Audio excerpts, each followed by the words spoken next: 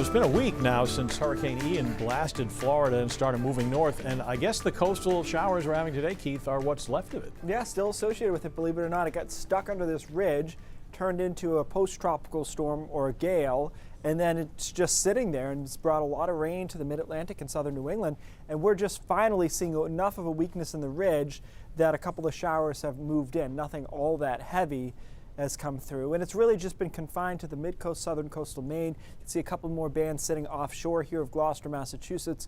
So these showers will continue to move onshore. Notice though, as you go northwest, they're falling apart very quickly. And in fact, if we zoom out, you'll see quite a bit of sun.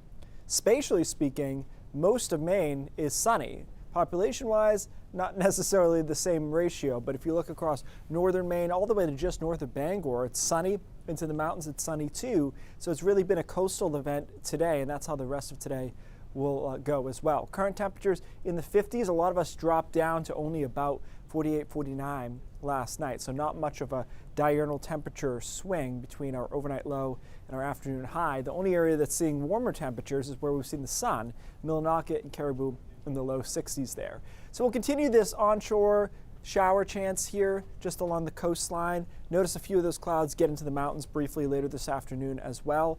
Those showers continue off and on through the evening along the coast, but a lot of the dynamics of the system move away, and so you don't see much in the way of shower chances by tomorrow morning. Might start with a few clouds along the coast, burn those off quickly though, and we end up in the 70s, I think, for quite a few spots tomorrow afternoon. Now keep in mind, this time of the year, your high temperature may not necessarily last that long. So you might be looking at 1 to 2:30 or so. That's in the low 70s, and then after that, it starts to go back downhill. You'll see that in the hour-by-hour temperature trend. And then we get cloudy tomorrow night, and a front's coming through on Friday afternoon. This front looks like it's going to be during the day, but there aren't as many showers with it as originally shown. So just a couple of showers possible, but it is possible that quite a few of us actually stay dry during the day on Friday as this front comes through, and then the air mass is changed for the weekend. So mild-ish.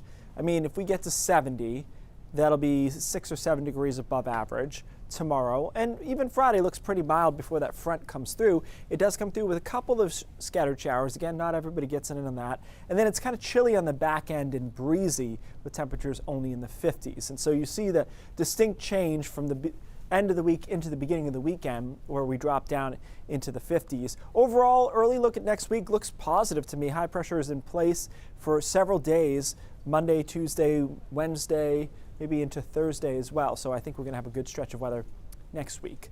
Temperatures will be normal, nothing crazy going on. You can see looks good there on Monday, sunshine on Tuesday too. And again, the weekend's not bad. Just be aware, especially on Saturday, it's going to be breezy. So temperatures in the 50s with some wind makes it feel a little bit cooler. I do think, Pat, tomorrow will be a popular day, although as I mentioned, when you start to come to terms with 60, sometimes it's better not to go back into the 70s. To remind you, you might like that better. But if it's only for an hour and a half, yeah, it's not that big a deal. It doesn't last long. You know, during the summer, it might be from noon to 4, yeah. But now, window's crunched a little bit. Well, so you sit in your car and let the sun warm you. Yeah, exactly. Yeah. Thanks, Keith.